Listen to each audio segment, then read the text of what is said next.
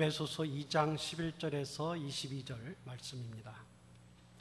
311면 에베소서 2장 11절에서 22절 말씀입니다. 우리 같이 함께 읽도록 하겠습니다. 11절에서 22절까지입니다. 그러므로 생각하라. 너희는 그때의 육체로는 이방인이요 손으로 육체 행한 할례를 받은 무리라 칭하는 자들로부터 할례를 받지 않은 무리라 칭함을 받는 자들이라. 그때 너희는 그리스도 밖에 있었고 이스라엘 나라 밖에 사람이라.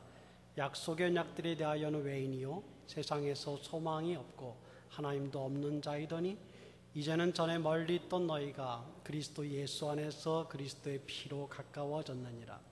그는 우리의 화평이신지라 돌로 하나를 만드사 원수된 것 곧 중간에 막힌 담을 자기 육체로 허시고 법조문으로 된 계명의 율법을 폐하셨으니 이는 이 둘로 자기 안에서 한 새 사람을 지어 화평하게 하시고 또 십자가로 이 둘을 한 몸으로 하나님과 화목하게 하려 하심이라.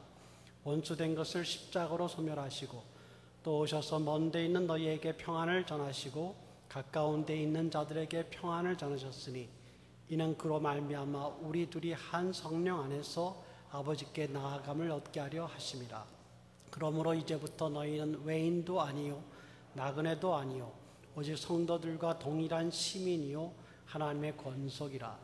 너희는 사도들과 선지자들의 터 위에 세우심을 입은 자라. 그리스도 예수 안에서 친히 모퉁이 돌이 되셨느니라. 그의 안에서 건물마다 서로 연결하여 주 안에서 성전이 되어가고 너희도 성령 안에서 하나님이 거하실 초소가 되기 위하여 그리스도 예수 안에서 함께 지어져 가느니라. 아멘. 2장 1절에서 10절까지가 개인의 구원을 이야기해 줬고, 우리가 어떻게 과거에 죄로 죽은 자였으나 하나님께서 살리셨다라는 그 살리신 은혜의 구원에 대해서 이야기를 했습니다. 그리고 오늘 본문은 11절에서 22절이 이 교회에 대한 이야기가 되겠습니다. 1절에서 10절까지가 개인 구원이라면 11절에서 22절은 공동체적인 사역을 이야기하는데, 그렇다면 1장 1절부터 10절까지의 개인 구원을 이야기했던 마지막 구절 10절이죠. 10절에서 너희는 선한 일을 위하여 하나님께서 예비하신 선한 일을 위하여 창조된 지어진 존재들이다. 하나님의 작품이다 라는 말씀을 하셨는데, 그 선한 일이 뭐냐? 구원받은 자로 끝나는 것이 아니라 선한 일을 위하여 구원받았다는 것이 지음받은 것이다, 이렇게 이야기하셨죠. 그 선한 일이 복수입니다. 일들이죠. 복수라는 점에서 그 다음 이어져 나오는 11절, 22절 교회 사역이 선한 일의 다는 아닐 거예요. 또 다른 선한 일이 있겠지만 선한 일이 무엇이다라고 나오지 않았는데 11절에서 22절 오늘의 본문 말씀에서 그 선한 일에 대하여 가장 중요한 선한 일이 결국은 하나님의 계획 속에 있었던 교회다라는 말씀을 하시는 것입니다. 그래서 오늘 말씀이 바로 하나님이 계획하셨던 우리를 어떻게 교회로 만들어 가시는가, 우리를 한 사람 한 사람 구원하실 뿐만 아니라 공동체로 어떻게 교회를 세워나가시는가, 이런 말씀을 우리에게 하시는 것입니다. 오늘 본문은 11절에서 22절까지 크게 세 개로 나눠지게 되죠. 먼저 11절과 12절이 첫 부분입니다. 그 부분에서 과거에 어떻게 너희가 나뉘어져 있느냐, 분리된 존재였느냐를 이야기해 주고요. 그리고 13절에서 18절까지가 그리스도가 그것을 어떻게 사역을 하셨는가라는 말씀이 주어지고, 그 결과가 19절에서 22절 우리가 어떤 존재가 되었는가를 이야기해 줍니다. 11절, 12절에 먼저 과거에 우리가 어떤 존재였는가를 이야기하는 것은 마치 비슷하죠. 개인 구원을 이야기할 때 1절에서 3절까지 우리가 과거에 전에 죽은 자였다를 먼저 강조한 다음에 하나님이 그러므로 그 죽은 너희를 살리셨다 라는 식으로 말씀하셨던 것처럼 먼저 공동체적인 면에 있어서 교회를 세우는 일에 있어서 과거에 너희가 어떤 존재였느냐, 이 공동체로 세워질 수 없는 존재였다. 그게 11절 12절입니다.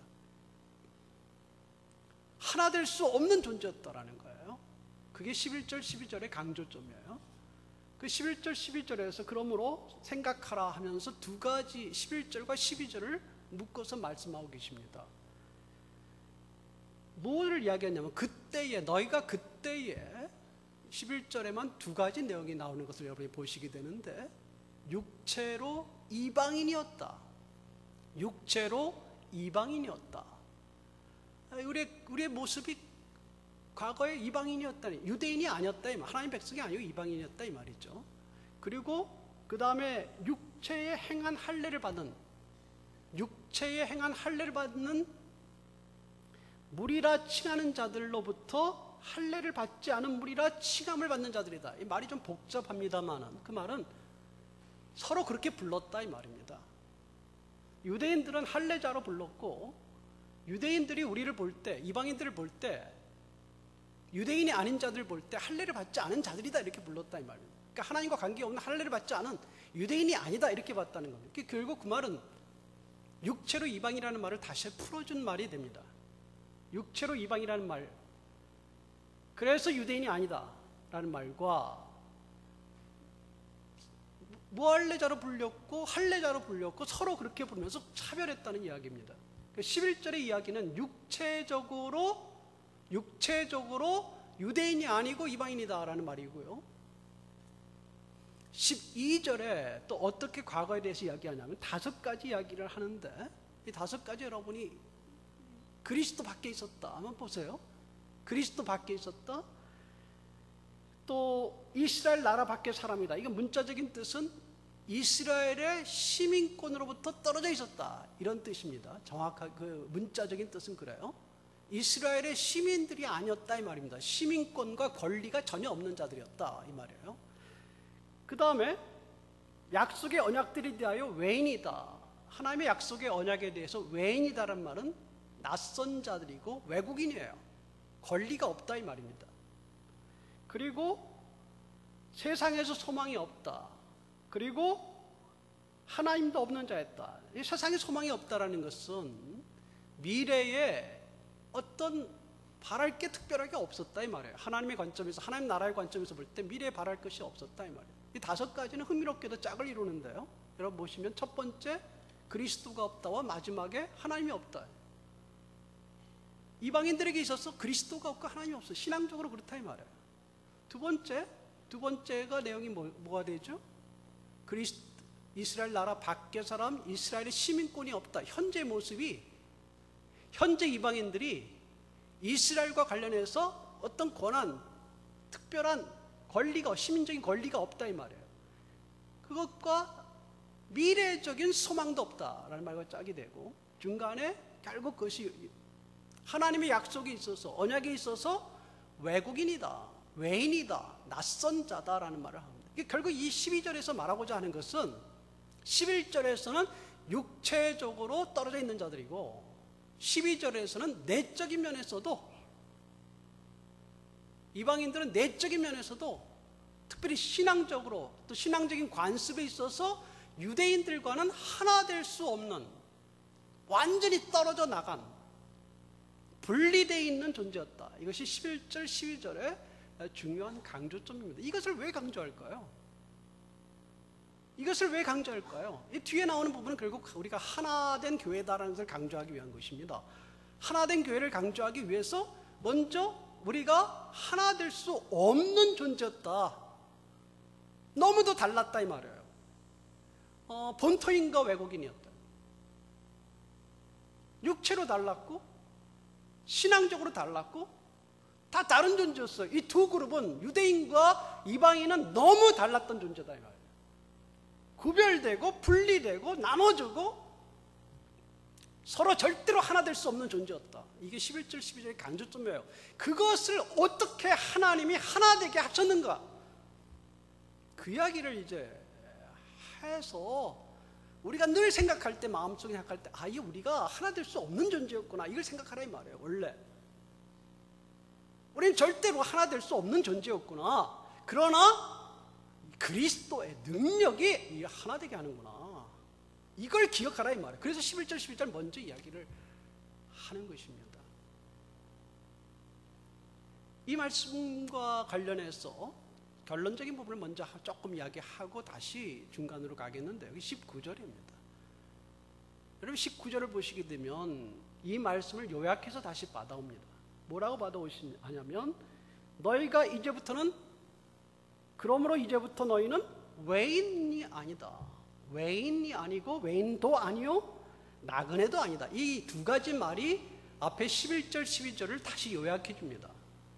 그때는, 자 11절에 나왔죠. 그때에, 12절에 그때에는 요약하면 외인이고 나그네다. 여기서 외인을 다시 이야기하면 낯설다 이 말이에요.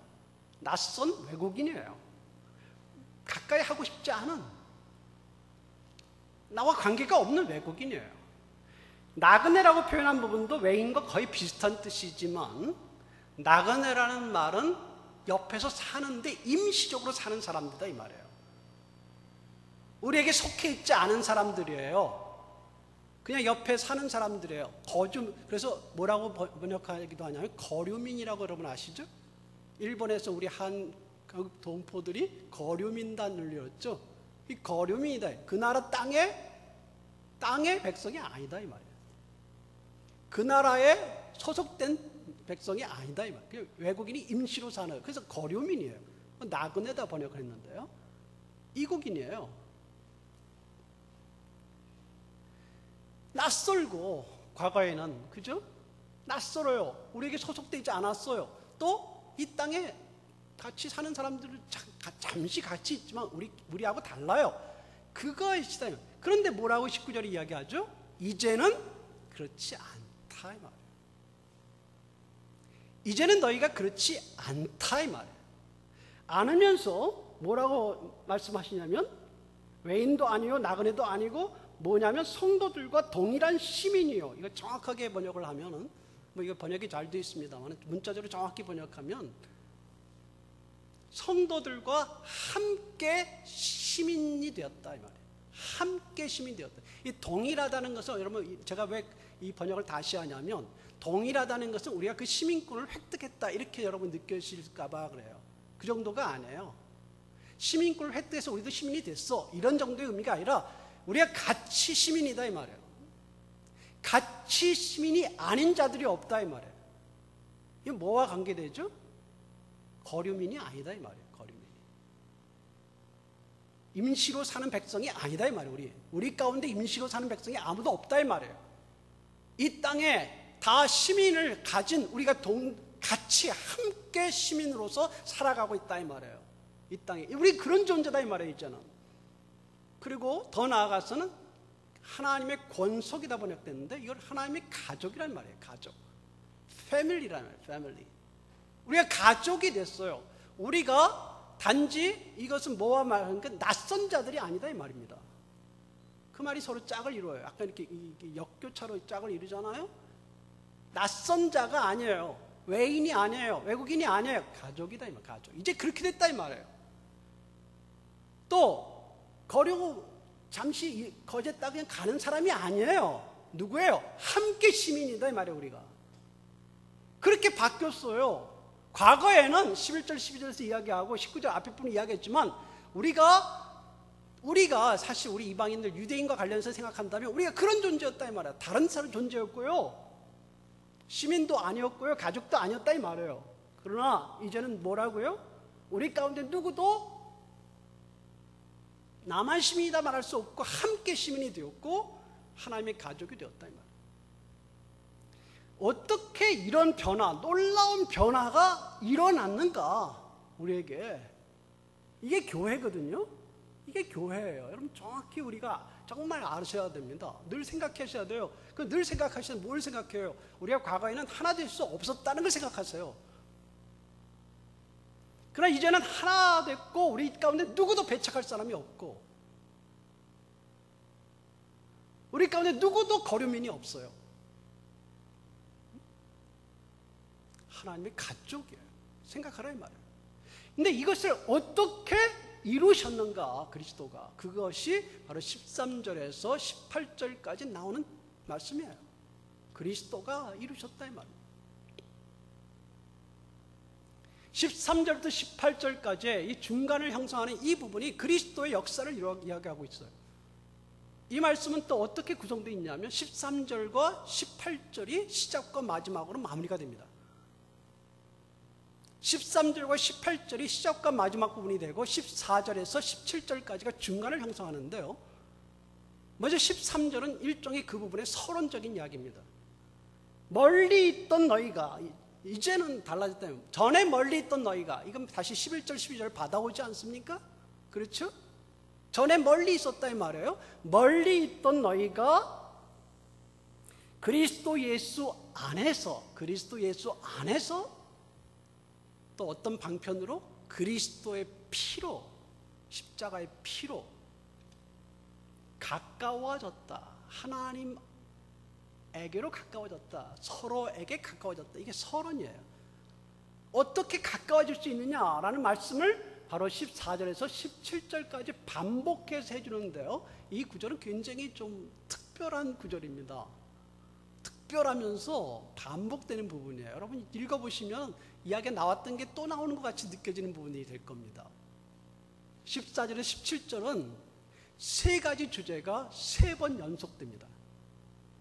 그래서 그것을 한 절씩 풀어서 이해해도 되지만 그 세 가지 주제를 나눠서 주제별로 이야기하는 것도 의미가 있다고 생각이 듭니다. 먼저 첫 번째 주제, 그리스도의 평화에 대한 이야기입니다. 두 번째 주제는 그가 무엇인가를 패하셨다는 것입니다.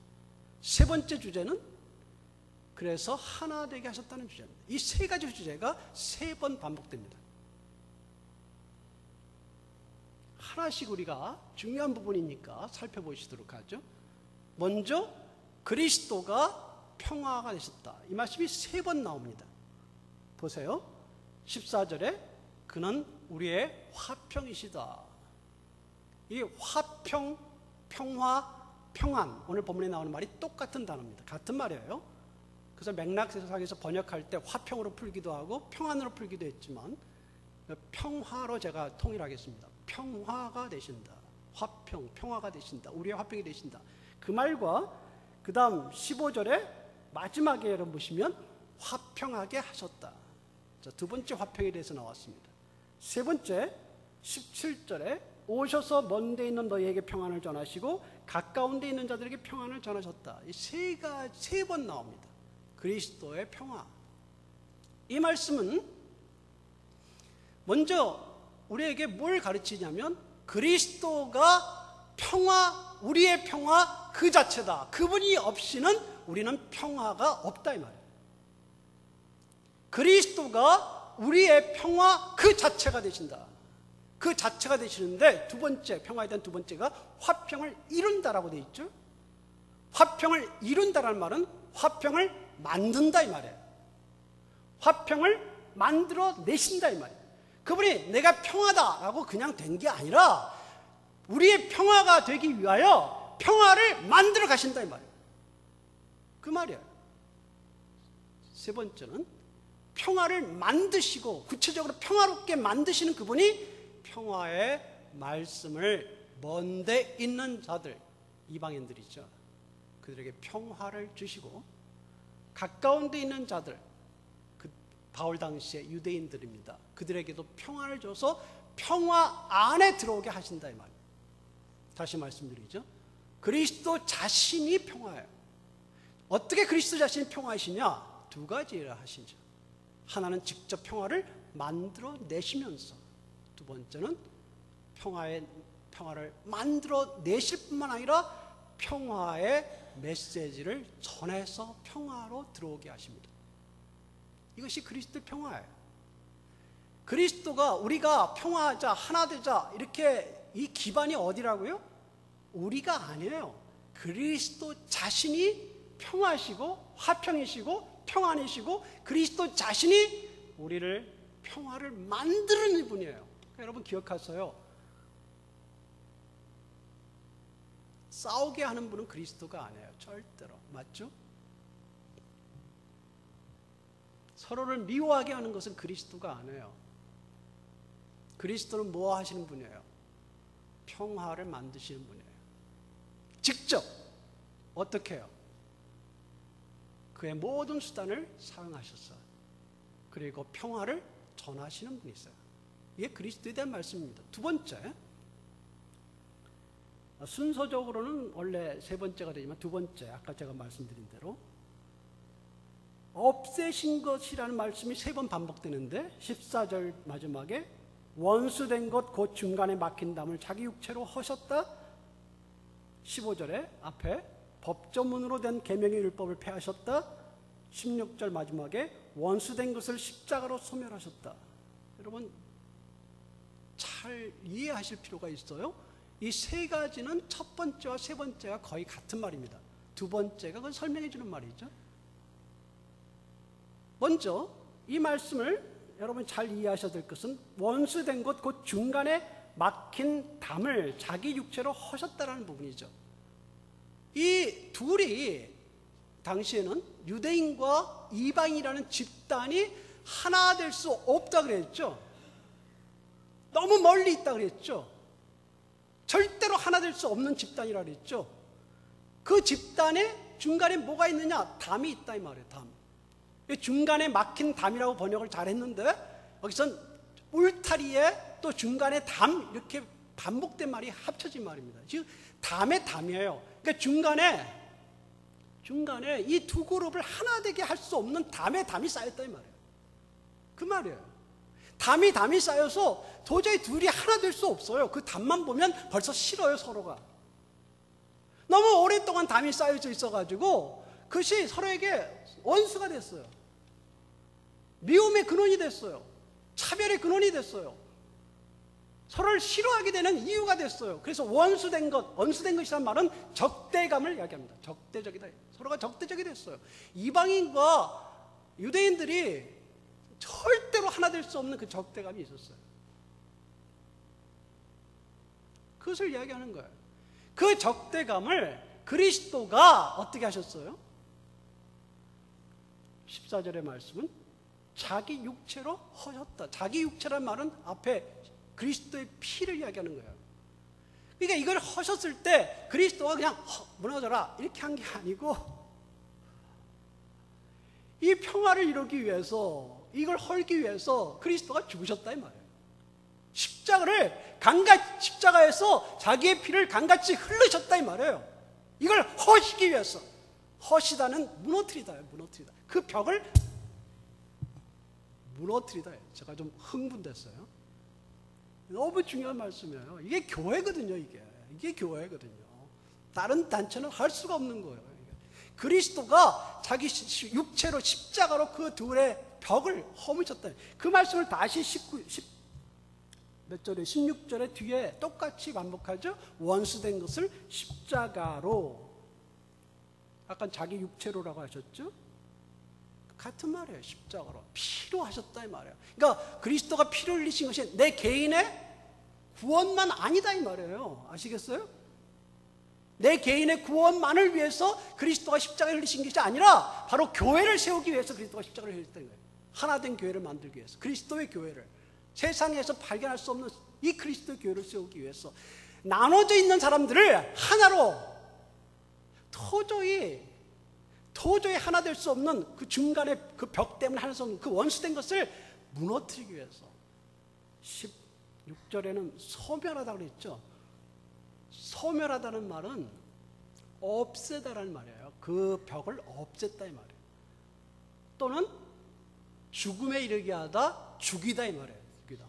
그러니까 벽을 허문 정도로 그냥 내버려둔 게 아니라 뿌린 채 뽑은 것처럼 된 거예요. 더 이상 누구도 중간에 벽을 세울 수 없도록 없애버렸다 이 말이에요. 아시겠습니까? 없애버렸다. 이 파괴해버렸을 뿐만 아니라 아예 죽게 만들었다면 살아나지 못하게 만들었다 이 말이에요. 뭘로요? 그리스도의 십자가로, 그의 육체로, 십자가의 피로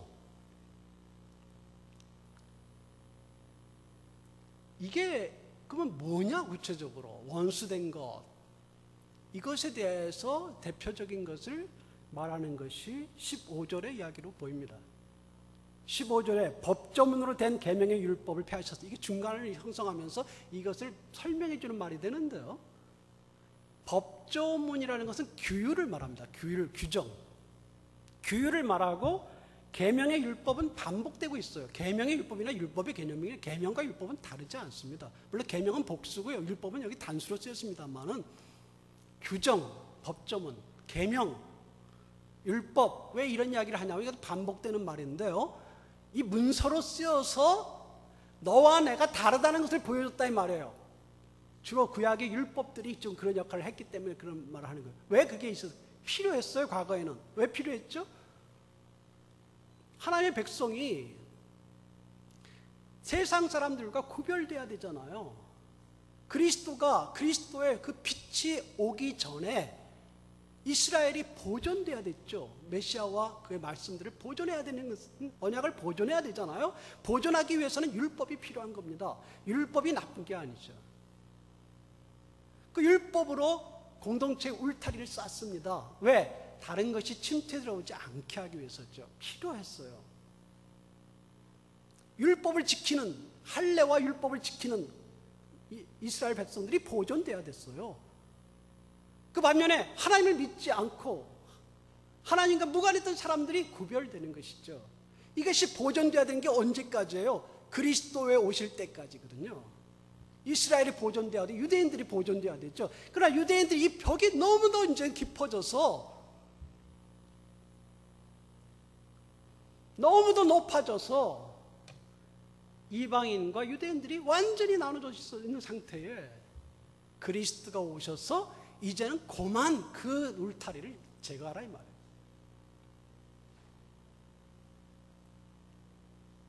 뭘 지켜야 되고 뭘 하지 말아야 되고 뭘 해야 되고 하는 365개의 너가 넘는 그 율법적인 조항들, 도저히 이방인들은 따라할 수 없죠. 근데 그리스도 오시기 전에는 그런 세상 것까지 다 해야 했어요. 왜? 보존하기 위해서죠. 죄로부터 보호하기 위해서예요. 그게 명문화된 지금 계명의 율법이었습니다. 그러나 이제 촛불의 시대가 갔어요. 태양이 비치기 시작한 겁니다. 그리스도가 하나님의 직접 오신 거예요. 하나님의 아들이 계시의 빛이 이제 태양처럼 비치기 시작합니다. 촛불이 필요합니까? 촛불의 정신은 중요하죠. 그러나 촛불 하나하나가 의미가 있는 게 아니에요. 그리스도가 오셔서 그 담과 그 모든 것을 펴셨다 이 말이에요. 더 큰 것으로 만드셨다 이 말이에요.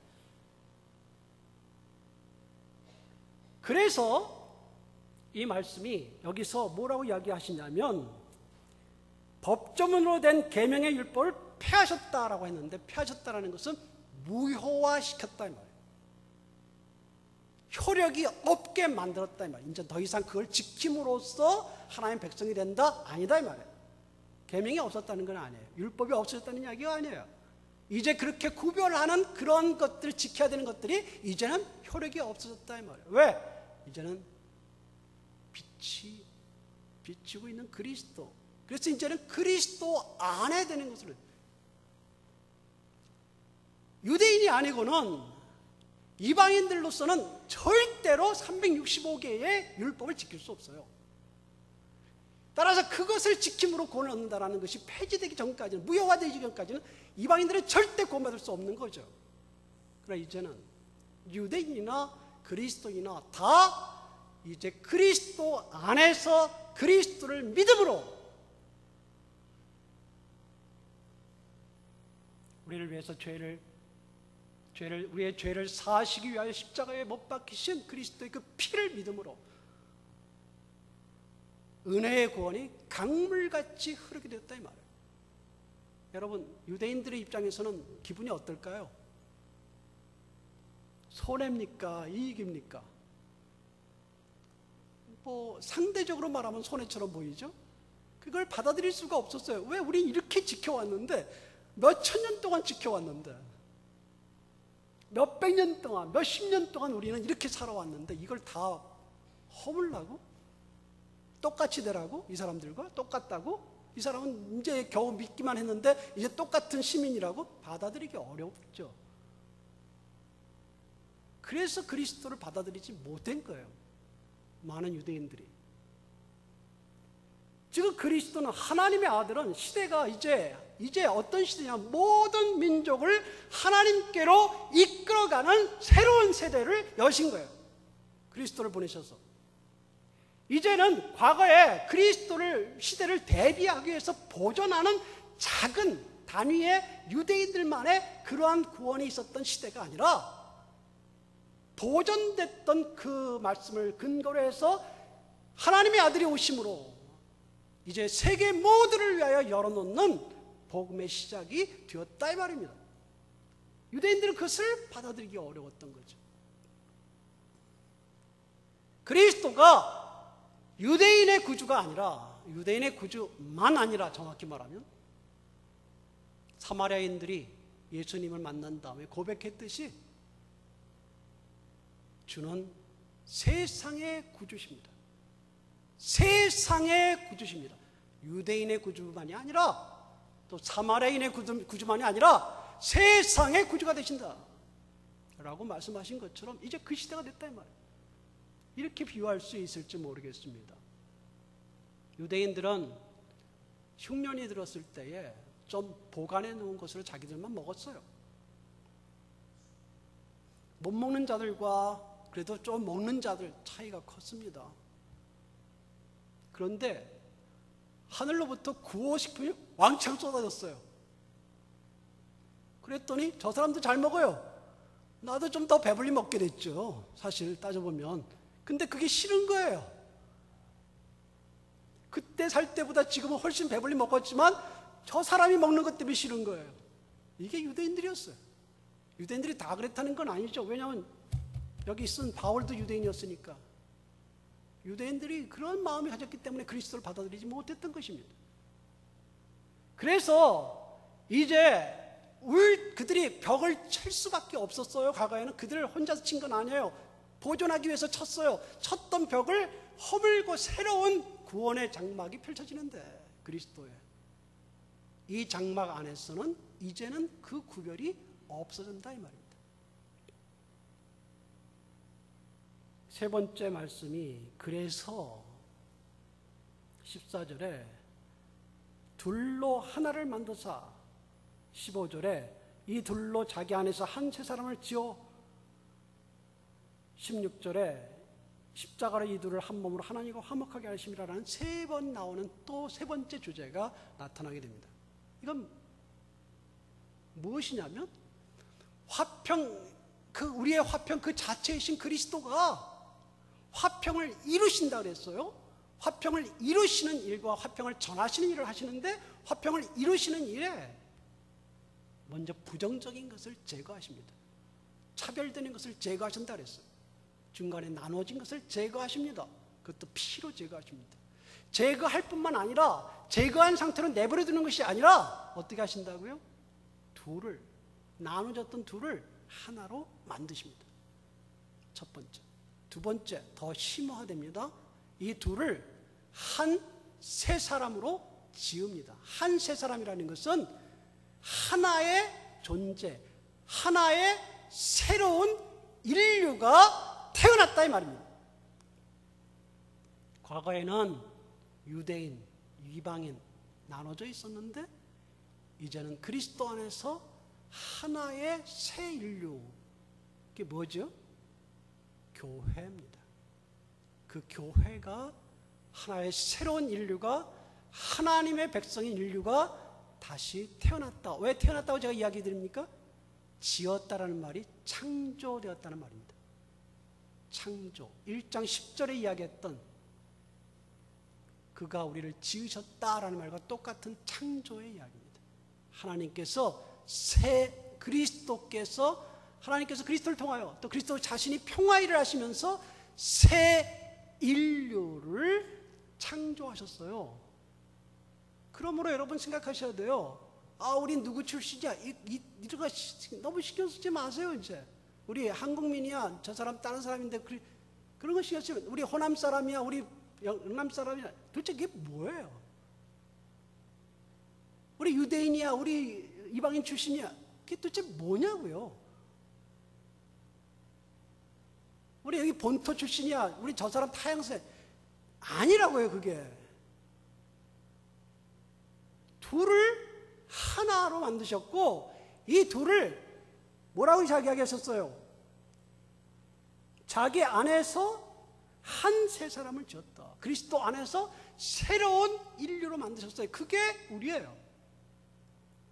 새로운 사람들, 새로운 종족들, 새로운 인류죠.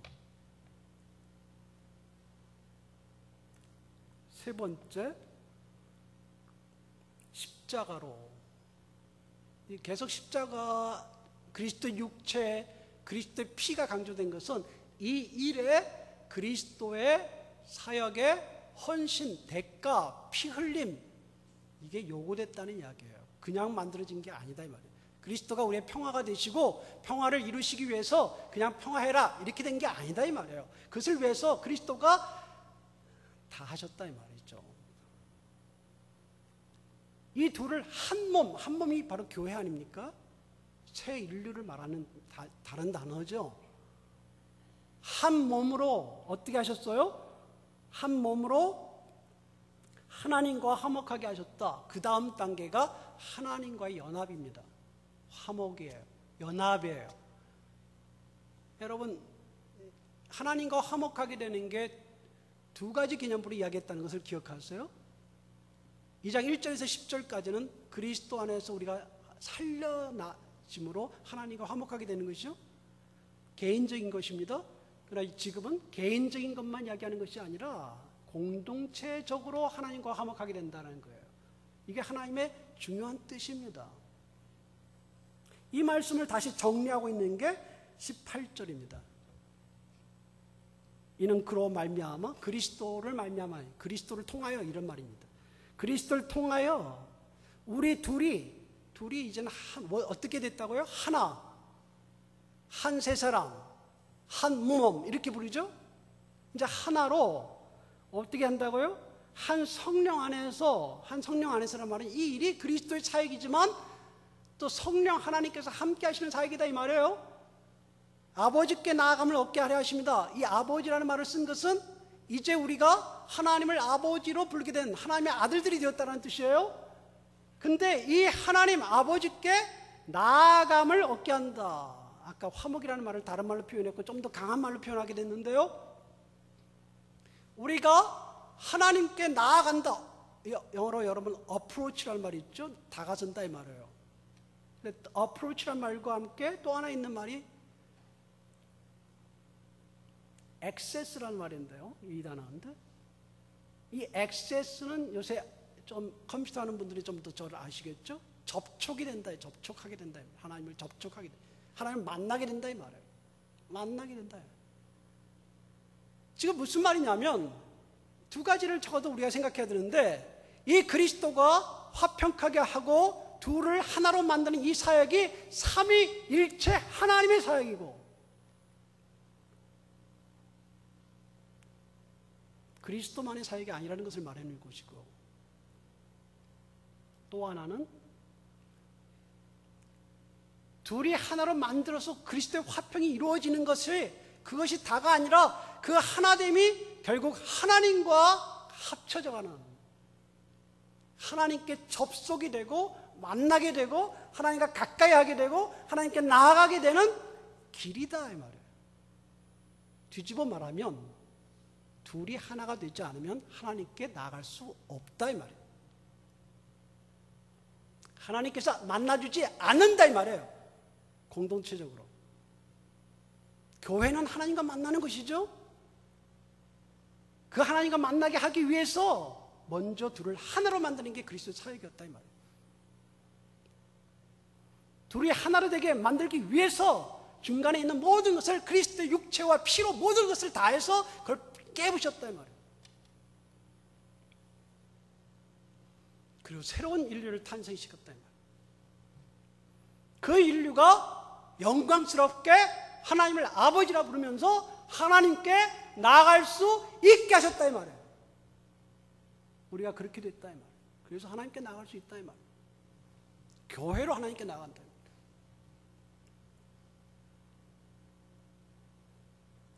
그래서 19절에 다시 우리가 돌아와서 그러므로 이제부터 너희는 외인도 아니요 아까 이야기했습니다. 나그네도 아니다. 오직 성도들과 동일한 시민. 뭐라 그랬죠 제가? 함께 시민 되었다. 함께 시민 되었고 하나님의 가족이 되었다. 그러면서 21절 22절에 그 말씀을 다시 좀 더 정리해 주는데요. 그리스도 안에서 그 안에서 건물마다 서로 연결한다 하여 주 안에 성전이 되어가고, 또 22절도 같은 뜻입니다. 너희도 성령 안에서 하나님이 거하실 처소가 되기 위하여 그리스도 예수 안에서 함께 지어져 간다. 21절 22절은 교회가 서로 연결되어 있다는 것을 이야기해 주죠. 함께 21절에 서로 연결되어 있다. 22절에 마지막에 함께. 두 번째는 그 교회가 주 안에서 또 성령 안에서 성전이 되어간다. 진행형이에요. 22절에 지어져 간다.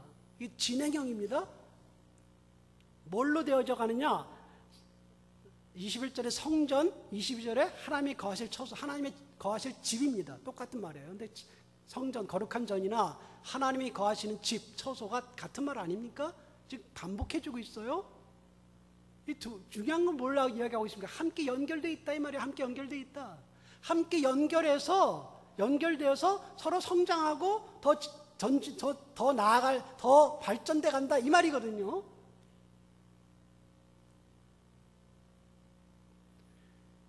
그러면서 뭘로 발전했냐면 하나님의 집으로, 하나님이 거하시는 집, 거룩한 전으로 발전된다. 근데 여러분 의문 생기지 않았어요? 이미 우리가 하나님이 거하시는 집 아닌가요? 우리가 이미 성전 아닌가요? 왜 계속 성전이 되어가고 하나님이 거하실 처소가 되어가야 한다고 이야기하죠? 그런 수준의 문제와 농도의 문제예요. 하나님께서 무슨 말씀하시냐면 너희가 이렇게 하면 할수록 너희 안에 하나님이 거하시는 처소로 더 되게 만들겠다는 거예요. 하나님과 더 깊은 교제로 나가게 하겠다는 거예요. 하나님의 축복을 다 주겠다는 이야기예요. 하나님의 충만을 채워주겠다는 이야기예요. 성전이 어떤 곳입니까? 하나님과 만나는 장소예요. 성전이 어떤 곳입니까? 하나님이 임재하는 곳입니다. 하나님의 임재와 만남을 더 깊이 있게 만들어 주겠다는 거예요. 물론 여러분 아시죠? 이것이 건물이 아닙니다. 이 교회 건물은 아닙니다. 우리입니다. 성도들의 모임 아시죠? 그거는? 건물에 하나님 만나려고 오지 마세요. 우리가 교회로 모이는 것입니다. 여러분 제가 거기에 대해서 지금 강조할 시간이 없지만 잘 아실 거예요. 그런데 그렇기 때문에 건물이 아니기 때문에 계속 지어져 가는 거예요. 건물은 지을 수 없죠.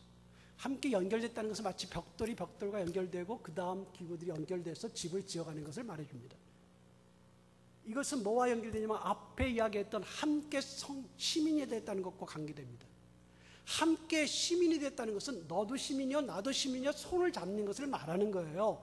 내가 이제 시민이 되었다 이게 아니고 서로 시민으로 손을 잡는다는 걸 말해요. 가족은 뭘 말합니까? 하나님의 가족으로 서로 사랑하고 서로 이렇게 됐다는 이야기예요. 서로 연결돼서 서로 합쳐지고 서로 힘을 합치고 서로 모아서 그렇게 결합된다는 거예요. 21절로 하면 그렇게 했을 때에 하나님의 거하심이 더 깊이 있게 나온다는 거예요.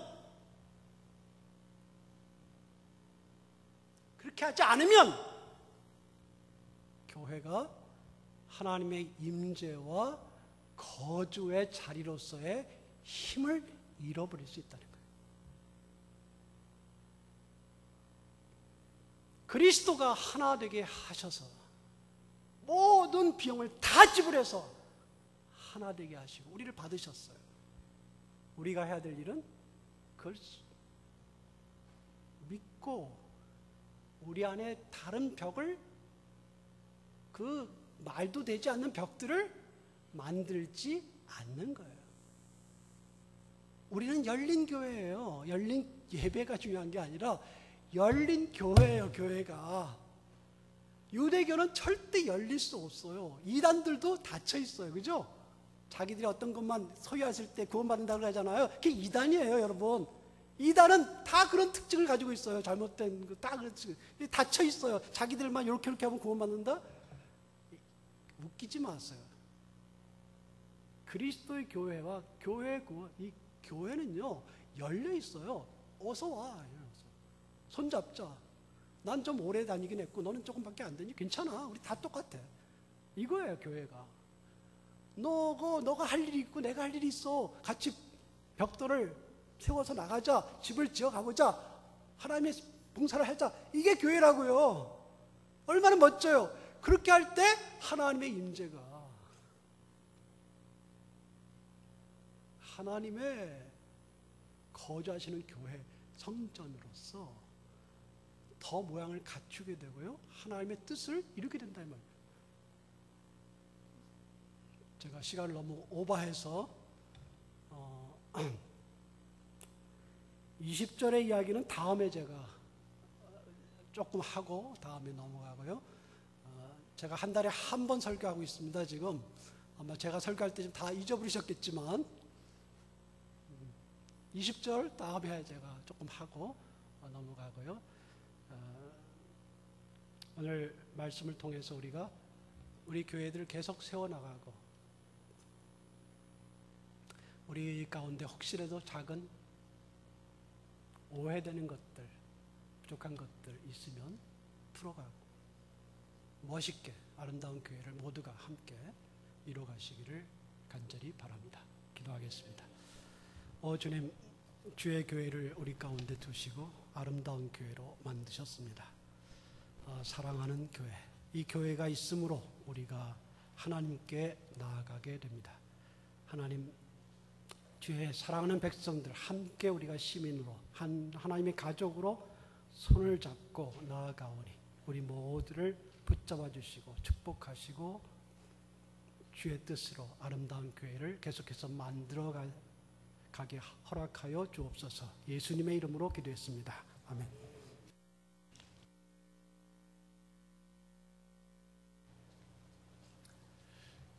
귀한 말씀